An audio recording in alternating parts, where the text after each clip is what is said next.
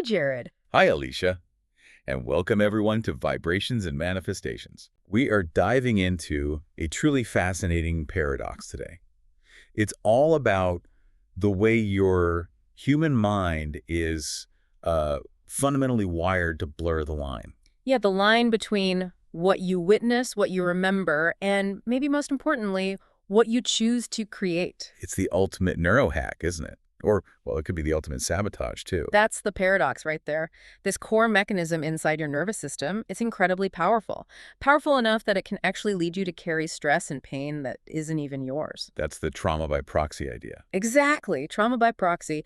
But like you said, the inverse is also true if you use it intentionally, consciously. Then it becomes a blueprint Yeah. for, like, transformation and hitting your goal. Manifestation by design, yeah. Using that same wiring for success. So the mission for this deep dive really is to get at this question: how can the exact same brain function keep you stuck, in old fears, and also let you rehearse feeling aligned and successful in the future? And we need to look at the science here. Things like emotional contagion, neural conditioning, Yeah. it all helps us see how you can choose which reality your brain practices. What's really crucial here, I think, is recognizing that the science backs up what spiritual traditions and peak performers have known for ages. Right, your nervous system fundamentally encodes practice. That's the bottom line. And it doesn't really care how it gets that practice. Nope. Doesn't care if it's physical, if it's visualized, or if you're just, watching it on a screen. It logs the experience as if it's real. So we really have to look closely at this blurring of the lines. It happens so easily. It does. Our goal here isn't just to understand that science, but to give you practical tools, Sure. ways to sort of reclaim your nervous system. Right, because if the brain is constantly rehearsing something. Exactly. We want to make sure it's rehearsing alignment, fulfillment, not just default fear programming it picks up. Let's start with that vulnerability, how easily we soak up external stories. Okay, yeah. I had this experience recently that really drove this home for me. My brother lives in Evansville, Indiana, and he sent me this video, just a short clip, showing some pretty tough stuff happening in parts of his city, real economic hardship, people struggling. Okay. And I watched maybe 5 minutes, and instantly I felt this wave of fear, like physically. My chest got tight, jaw clenched, my mind just started racing with worst-case scenarios about him. Even though you knew he was safe. Completely safe. Miles away, totally fine. But my body didn't care about the logic. It reacted to the images. And that reaction, that's it right there. That's the core mechanism we're talking about. Your brain saw struggle, and it registered it as an immediate internal threat. It felt so real. Psychologists sometimes call it trauma by proxy or vicarious trauma. Your nervous system basically started rehearsing the fear experience based only on what you saw. It didn't wait for proof it was actually happening to you or him right then. It's kind of scary how fast that happened. It can be. But here's the empowering part, the flip side.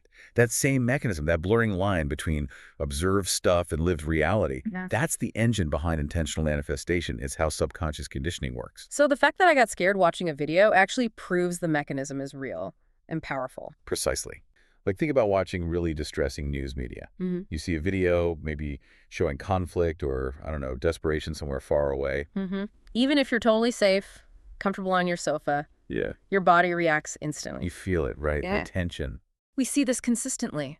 Your nervous system registers that imagery, the sounds, the raw emotion, as an immediate threat. Right now. Even though it's not happening to me. Doesn't matter to the nervous system in that moment. The danger wasn't aimed at you, but your body responded physiologically. Your chest might tighten, heart rate jumps. You feel fear. You feel fear. You are effectively rehearsing fear based on something you just witnessed. And it's not just other people's stories, is it? It's our own history, too, that gets rehearsed. Oh, absolutely. We all know that feeling, replaying a painful memory. Mm-hmm. Maybe that awful presentation where you just froze up completely years ago. Right. And the memory isn't just a thought, it replays, and boom, instantly you feel that flush of embarrassment again, maybe that pit in your stomach. Yeah. Physical sensations. And that loop. That seems to be where it gets really sticky. It really does. We see that cycle where the past pain immediately fuels future worry. Oh no, what if it happens again this time? What if I freeze? Exactly, that anxiety loop. A past memory triggers a current physical response, which then feeds this anticipatory anxiety. It means your body is just continually practicing stress. And the nervous system, it doesn't care where it's coming from. Past, future, someone else. It just treats it all as now. That's the key takeaway for this part. We even have a clinical term for this when it's about absorbing external stuff, right? We do. It's called vicarious trauma. Basically, yeah, exposure to other people's trauma can trigger very similar stress responses in you, the observer. And we can actually see this happening in the brain. Oh, yeah. Brain scans confirm it again and again. The amygdala, that's your brain's alarm center, fight or flight HQ, it responds to threats even when they're indirect. Like through a story or watching a disturbing news clip. Precisely. You are having a physiological reaction to something that is not physically present with you.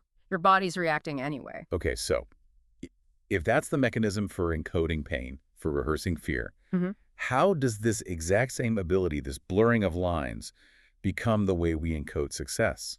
Ah, that's the pivot point, isn't it? The potential. The key is in this idea of neural mirroring.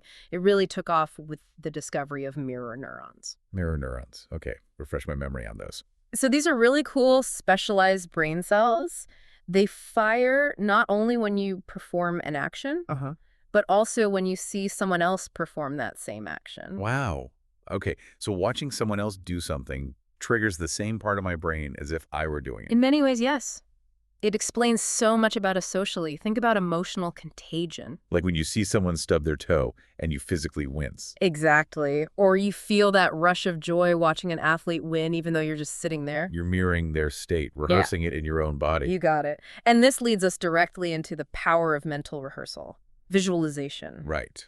The positive application. We have so much evidence now, decades of it, showing that athletes who vividly imagine performing, say, a perfect dive or sinking a putt, they activate many of the same neural pathways as they do during actual physical practice. That's incredible. I remember hearing about those piano player studies. The finger exercise studies, famous ones.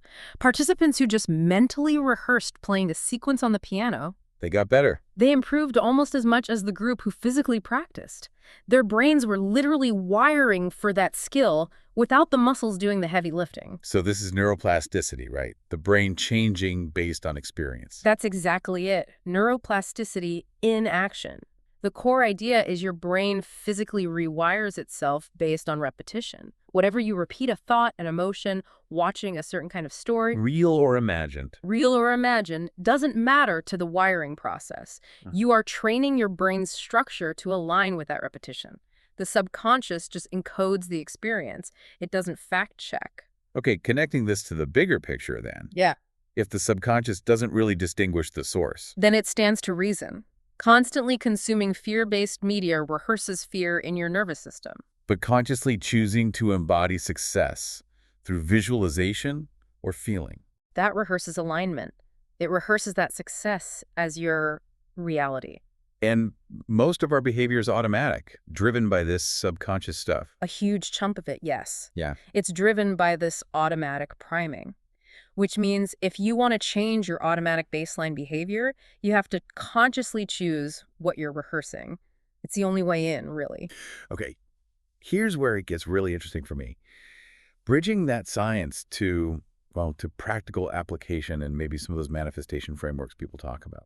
Right, because a lot of people approach goals or manifestation like it's a finish line way off in the distance. Totally. When I finally get the thing, the job, the money, the partner, Yeah. then I'll feel good. Then I'll feel worthy or safe. And that's the trap, isn't it? The waiting game. But if you look at teachings from, various spiritual teachers or even modern performance coaches, That's a common thread. a very strong one, they all suggest that your desires, the things you want to create, they live in the frequency or the feeling state you embody right now. Not in the future somewhere. Exactly. The universe, or you could say your nervous system, it responds to who you are being in this present moment, not just what you're asking for later. Okay, I get that. So the power of practicing already done, that feeling state. It works precisely because it uses that same neural blurring we've been talking about. So if I visualize my success and I really feel the certainty or the relief or the joy that comes with it, You are practicing the emotional state of already having it. You're teaching your subconscious, your nervous system, that this desired outcome is safe, it's normal, it's present. this sounds a lot like the mechanism behind the placebo effect too. Belief becoming biology. Absolutely. It's neurological training. You're literally training your reality. If I vividly imagine, say, getting a promotion and feeling that success, Your brain and body start to process it. You might get a little dopamine hit, maybe your cortisol dips Yeah. slightly, the feeling of relief or excitement registers. You're creating an emotional memory of success, even before it objectively happens. You're laying down a somatic blueprint. Exactly. The mind draws the map, the body feels the state. So if watching upsetting stuff makes your subconscious rehearse fear, then intentionally visualizing and feeling success or abundance uses that very same neuroplasticity to rehearse alignment and safety. The mechanism is identical. It just depends on the input. The input you consciously choose, that's the key. Okay, that really reframes things because so many of us, myself included, approach goals like it's a finish line. Okay, when I get the new job, then I'll feel secure. When I meet the partner, then I'll feel loved. Right, the waiting paradigm. How does this neuroscience show us that waiting actually works against us? Because the reframe is this. Yeah. Your desired reality, your desires, they don't exist out there in the future somewhere. They exist as a frequency, a state of being that you embody right now. So if I'm operating from I'll believe it when I see it, Your subconscious is busy rehearsing lack. It's practicing waiting. The feeling of not having it yet becomes your dominant practice state. which brings up a really important question for you listening right now. If your nervous system encodes whatever you practice as present reality, Oh. what are you currently rehearsing? Are you living in a state of lack and waiting? Or are you practicing abundance and certainty right here, right now? That's the choice point. Okay. We've laid out the mechanism, how this works neurologically. Now let's get practical. Let's look at some tools drawn from these principles to help you consciously reclaim your nervous system. Yes. These aren't just concepts. They're actual practices designed to help you train your frequency, shifting it away from that default fear mode and more towards alignment. Okay. Tool number 1. The first one is super important, very somatic, very in the moment, especially useful after you've been exposed to emotionally heavy stuff, news, stories, even difficult conversations. Something to discharge that vicarious energy. Precisely. We call it the media reset breath. It's a physical reset. Okay, let's try it. If you're able to, maybe try this along with us. So imagine you've just seen or heard something heavy. You feel tense, anxious. First step. Just stop and notice where that tension is living in your body. Your chest, shoulders, gut. Just notice it. Okay, noticed. Now what? Now, take a slow, deep inhale through your nose. Let's say for a count of 4. Feel the breath filling your belly, your ribs. Okay. Now, exhale slowly through your mouth. And don't just let it out passively, let it out with an audible sigh. Ha! Okay. Imagine you are physically releasing any fear, any heaviness, any energy that simply doesn't belong to your present moment reality. Let it go at the breath. Let's do that one more time, maybe anchoring the intention. Inhale deep through the nose. And exhale with a long, slow, audible sigh through the mouth. Let it all go. Feels better already. Good. And as you finish, just anchor that physical release with a quiet but firm internal thought. That was theirs, not mine. Simple. That regulates the body, reminds you not to carry someone else's story. Exactly. Tool number 2 builds on this, using visualization. It's called substitution practice. But this is about actively swapping out negative images. Yes, it directly leverages those mirror neurons and visualization skills.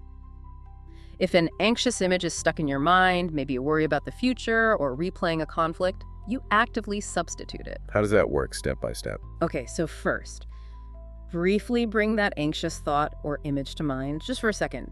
Acknowledge it's there. Okay. Got it. Now, imagine you have a big red pause button. Mentally press it. See that negative scene stop, maybe fade, get blurry in the background. Paused it. Good.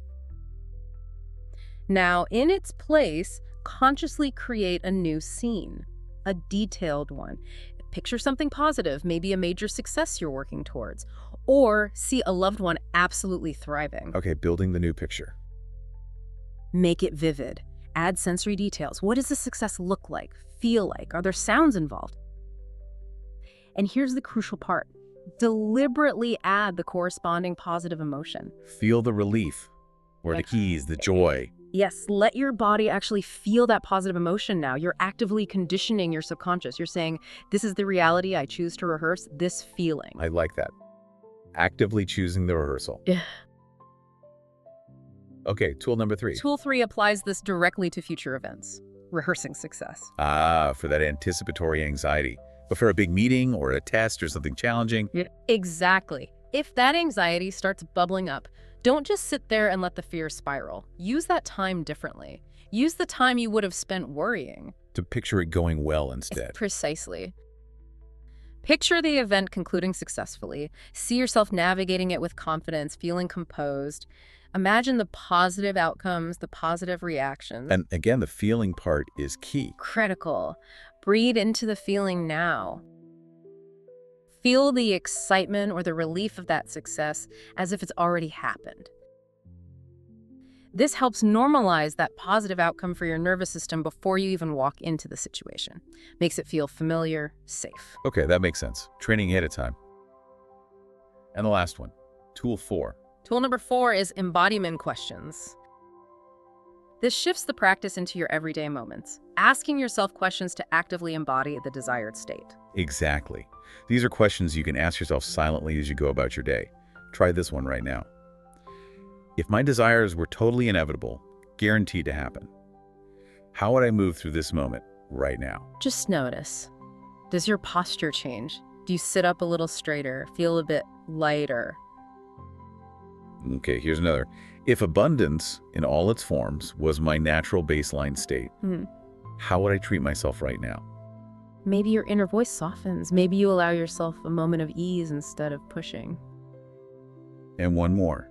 If safety was my absolute default setting, how would I carry my body as I walk, or sit, or stand?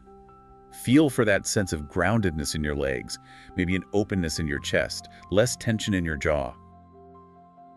These questions aren't about mental answers. They're prompts to feel the state in your body now, to practice it. Again, focusing on the physical state that matches the desired reality. Yes. The purpose is training your nervous system to practice the state of already having what you desire. You're making that successful future your felt reality in the present moment.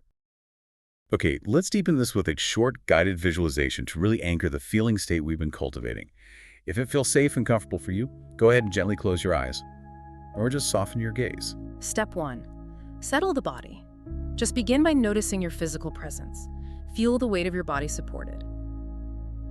Take a slow, deep inhale through your nose and a long, slow exhale through your mouth. Let your shoulders drop away from your ears. Just arrive fully right here, right now. Step 2. Bring up the trigger gently. Now, very gently, allow that anxiety trigger, that worry we worked with earlier, to come back into your awareness, but keep it at a distance, like you're observing it. Notice where you feel the echo of its tension in your body, maybe your chest, stomach, or jaw. Just acknowledge it's there without getting pulled into it. Step 3. Pause and dissolve. Imagine that mental remote control again. Press pause on the trigger image or thought. Watch it freeze. And now, see it slowly, gently dissolve. Let it break apart, fade away, perhaps into that soft, comforting light again. As it dissolves, take another slow exhale, releasing any tension with it. Let it go completely. Step 4. Invite the desired scene. Now gently invite forward the image, the feeling of your desired reality. That sense of ease, the successful outcome, the feeling of security or joy. Let it unfold like a pleasant, gentle home movie. Focus on the small details again, the colors, the sounds, the atmosphere, feeling normal and real. Step 5. Anchor the state. As this positive scene unfolds, allow your body to fully relax into the feeling of it. The feeling of relief, of gratitude, of already done. And now, silently or very quietly, repeat this phrase with each breath, letting it sink into your body. This is safe. This is normal. This is who I am now. Breathe in. This is safe. Breathe out. This is normal. Breathe in. This is who I am now. Continue that for a few more breaths, really letting the feeling permeate your being. Step 6. Return gently. When you feel ready, take one more deep, conscious inhale and a full, slow exhale. Gently begin to bring your awareness back to the room around you. Maybe wiggle your fingers and toes. And when you're ready, slowly open your eyes. Just notice how you feel, maybe a little lighter, calmer, more centered. Okay, so let's try to sum up this deep dive then. What's the core takeaway? I think it boils down to this. Your brain, quite literally, cannot reliably tell the difference between what you witness happening to someone else, what you vividly imagine, and what you actually live through physically. And this mechanism, this blurring, it's probably the most powerful tool you possess, whether you realize it or not. Absolutely. Trauma by proxy, replaying fearful memories, consuming a lot of heavy media that rehearses fear and lack in your system. But manifestation by proxy, using visualization, using embodiment questions, using substitution that rehearses alignment. It rehearses success and well-being. And conscious rehearsal, using simple practices like the reset breath or visualizing success, that's how you actively shift your nervous system's baseline. You move it from being stuck in reactive fear towards a more generative state of safety and abundance. The power really lies in realizing that every single clip you watch, every memory you dwell on, every future scene you imagine, it's a repetition. It's a rep in your mental gym. Well put, every single one counts. So what does this all mean for you, listening, as you go about your week? It means pay attention. Every scene you consume, internal or external, is practice for your subconscious. Just observe. What are you allowing yourself to rehearse? What loops are playing on repeat? And maybe here's the final thought to really consider, the provocative bit. Okay. If you fully, truly accepted, even just for today, that safety and abundance were already your baseline reality right now. If you started from that assumption. Yeah. What one source of heavy media or what one recurring negative memory loop would you consciously choose to just mute? Just for today, knowing that you actually have the power to practice a profoundly different reality starting right now. That's the choice point. What reality are you practicing? Since we know the brain is constantly changing based on our experiences and focus, that's neuroplasticity, what new neural pathway could you begin creating today? What pathway of ease or success or connection could you start building? Just by committing to feeling that state, practicing that already done reality, even for a few moments, start rehearsing the reality you desire and trust that your biology is designed to respond. And the universe, or maybe just your own biology, isn't really listening to your words about what you hope happens someday. It's responding to the physical, vibrational state, that frequency of who you are being right here, right now. So choose wisely what state you practice this week, what reality you rehearse. We absolutely love exploring these fascinating intersections of mind, energy, and potential with you all. Thanks for joining us on this deep dive. We'll catch you next time on Vibrations and Manifestations.